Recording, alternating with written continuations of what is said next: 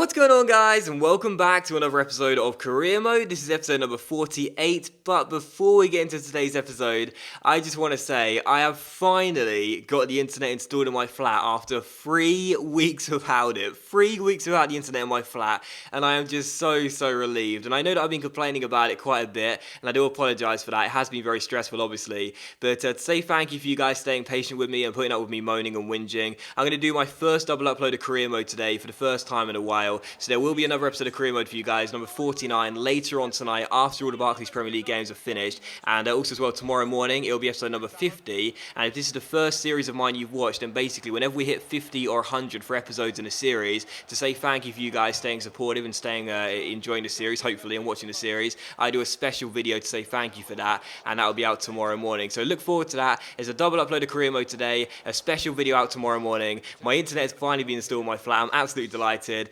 And yeah, hopefully from now on, my job should become a lot easier. Still, we take on Cardiff City for the first game of today's episode here in this double upload of Career Mode today. Of course, coming on the back of that 2-2 draw away in Germany against Borussia Dortmund, that thrilling game. Absolutely fantastic Europa League round of 16 tie against the Germans. Of course, that did send us through to the Europa League quarter-final, so really pleased with that. And of course, in the Premier League as well, we are still on the hunt for a top 4 place come the end of the season. Still in the top 4 as things stand. First chance of this game fell to us. Loftus-Cheek's shot was deflected and turned behind for a corner. And then some sad news, Damari Gray gets himself an injury, and he's going to join Charlie Austin in the treatment room, so that's not great to see. But following that, some good news. As you can see here, we win ourselves a penalty through Dominic Iorfa, gets himself into the box, our right back gets taken down. Troy Deeney stands up to take the penalty which Iorfa won, and he converts it as well. Rifles the ball into the top corner, and it's Cardiff City 0, Watford 1. And really pleased for Deeney as well, because in that game on Thursday night, he had a massive chance to put us 1-0 up in that game from the spot, and he had it saved by the goalkeeper. He stands up to take the next one. He's not cowering down and letting someone else take it. He rises to the occasion this time, finds the back of the net, and makes it Cardiff City 0, Watford 1. So really pleased with that. Also, our side note there, that's our 4th penalty won in 4 games. Pretty crazy. But still, Cardiff City 0, Watford 1. We take the lead on the stroke of half time. And 4 minutes after the restart here, a great chance to make it 2-0. Leyoun finds Watson here. Watson plays that wide towards Iorfa, who won us that penalty in the first half. Plays it inside towards Loftus-Cheek. Tries to find Olari. Lost control of the ball, really. It was supposed to be a first touch and then a through ball. It was a first time through ball. Went straight to the Cardiff City defender, but some absolutely terrible defending from the Welsh side. They pretty much give it straight back to Ruben Loftus-Cheek. Almost play a 1-2 with our young midfielder on loan from Watford. And Loftus-Cheek rifles the ball past David Marshall and makes it Cardiff City 0, Watford 2. So that is now 8 goals in the Premier League for Ruben Loftus-Cheek. Last season he hit 9 in the Premier League, so hopefully this season he can go one step further and reach double figures. Still in the 83rd minute, Buffal off the bench for Damari Gray here goes down the right hand side. Couple of nice skill moves to beat his man. Gets inside here. Really awesome run from Buffal. Very nice indeed. And the shot on the volley goes agonisingly wide and behind for a goal kick. Would have been a contender for goal of the series, let alone goal of the season there. But unfortunately, Buffal once again shows that even though he scored on Thursday night against Dortmund so often this season, he proves he's got loads and loads of flair, loads of trickery, but not the end product we're looking for from our record signing. Still in the 88th minute, we would get ourselves the 3rd goal of the game, but it didn't come from Buffal. It came from a Cardiff City player, the former Millwall, Bournemouth and Wolves left back Scott Malone. Heads in a slice Troy Deeney shot, puts it past his goalkeeper and can't clear it away on time, and he makes it Cardiff City 0, Watford 3. Finishing like a Watford striker here, the left back gets this horribly wrong and gives Troy Deeney, well, he thought he scored his 2nd goal of the game, but gives Troy Deeney a moment to sigh a breath of relief, because as the shot comes in from Deeney here, he completely miskicks the ball. He slices it horribly. I actually think the ball, because it had so much swerve on it, so much outspin on it, I think the ball was probably going to go behind for a throw-in, let alone a goal kick. You can see it from Deeney, completely miskicks the ball, slices it horribly from about 8 yards out. I think it was going behind for a throw-in, but Malone at the far post, with absolutely no danger. There was no one who was going to head the ball at the far post for us, at least I don't think so. I don't think it was, I think it might be Watson at the far post. I don't think he was going to get there on time. But for some reason, just decides to head the ball past his own goalkeeper and makes it Cardiff City 0, Watford 3. So maybe he did think the man at the far post was going to get there and tap it in, but I certainly don't think he would have reacted on time. But either way, Malone ensures we do wrap up the 3 points with a 3-0 scoreline. Very embarrassing own goal. Don't know what he was thinking, but we do make it 3-0 there and do leave Cardiff with a 3-0 scoreline. So really really pleased with that, but a very embarrassing own goal from Scott Malone there. Really poor, but at least we did get ourselves the win, and that is the most important thing. Still following that, confirmation of Damari Gray's injury. He got an injury in that game, of course, in the first half, where Buffal came on for him. He's going to be out for 8 days, so it's not a big deal.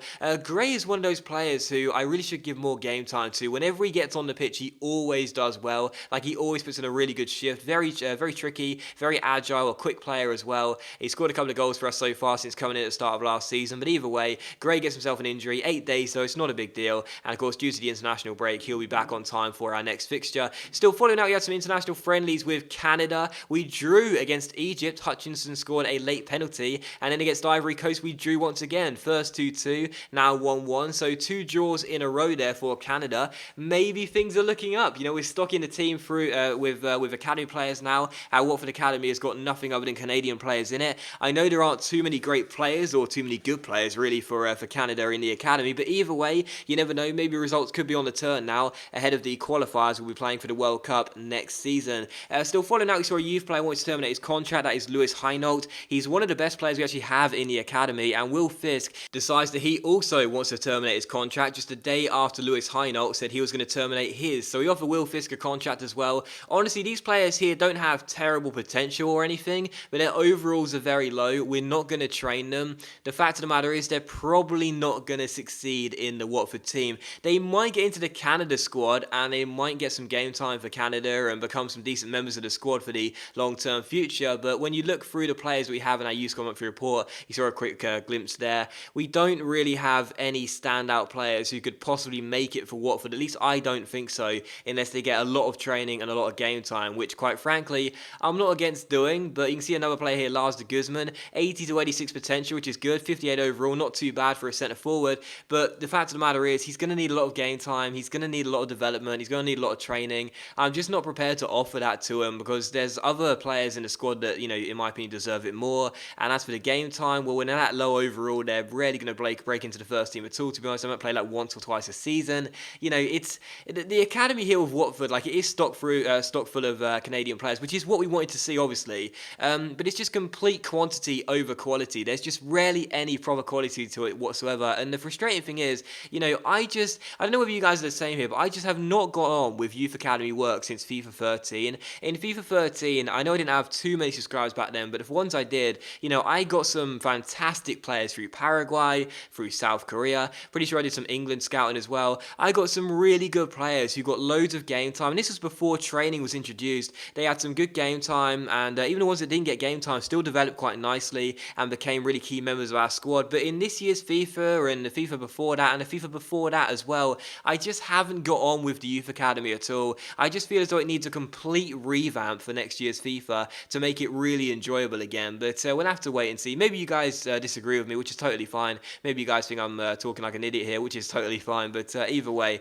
I just haven't got on with the academy, and all those Canadian players, like, they're not terrible or anything, but you know, they're not going to succeed for Watford. Let's be realistic here. As a club on the rise who, quite frankly, don't really want to give too much game time to those players when there are far better players that are available in the squad. Still following out a look at the squad report and also a look at the league table as well. Just 7 games to go, and we're currently sitting in second place. Now, I haven't really talked about it much at all this season, but we are only 4 points behind Spurs, who currently lead the league. So, a possible Premier League title in our second season with Watford, okay, it's very unlikely, but you never know. I mean, if we do pull it off, it will be without doubt one of my best ever achievements in a career mode. You know, Watford winning the Premier League title in the second season would be unbelievable. I mean, it would be an unbelievable achievement to make sure we finish in the top 4 anyway. And as things stand, as you can see, we are currently 8 points clear of City in 5th. But either way, if we won the title with Watford in the second season, okay, I know it's unlikely, I'm downplaying the chances, but it certainly would be one of my best ever achievements in a FIFA career mode,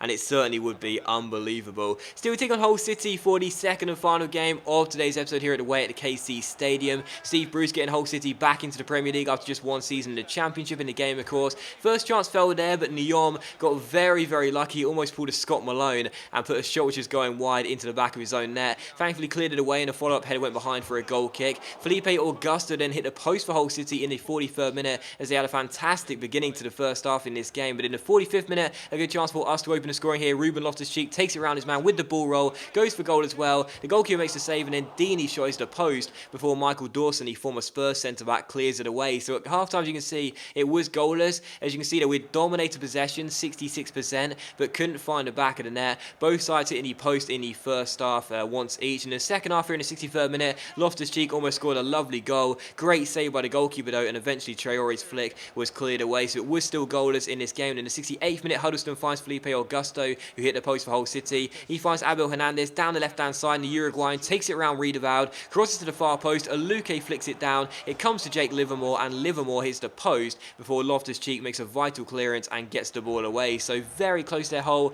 to making it 1-0, but it was still goalless. And in stoppage time, the final chance of the game fell here. Jake Livermore on the ball, takes it around Joel Matip, plays it inside towards Hernandez, who goes for goal. It's a pretty simple catch for Jack Butland, though, and the referee then blows for full time after his kick out. So final score at the KC Stadium, Hull City 0, Watford 0. So a goalless draw away at the KC. Yes, pretty disappointing, but that is now 3 league games in a row where we've kept ourselves a clean sheet, so I'm happy enough with that. And of course, we stay in the top 4 with just 6 games to go. The chance of us qualifying for the Champions League is very, very strong, and you never know, a possible title could be the end of this season as well, even though that is still pretty unlikely. So that does it for the episode, guys, so thank you very much for watching the video. I really hope you have enjoyed it. If you have enjoyed this morning's episode of Career Mode, then please do leave a like, as it is of course much appreciated. It really does help my channel out, and I'll see you for the next episode of Career Mode, episode number 49, which will be coming out later on tonight after the Premier League games. See you then.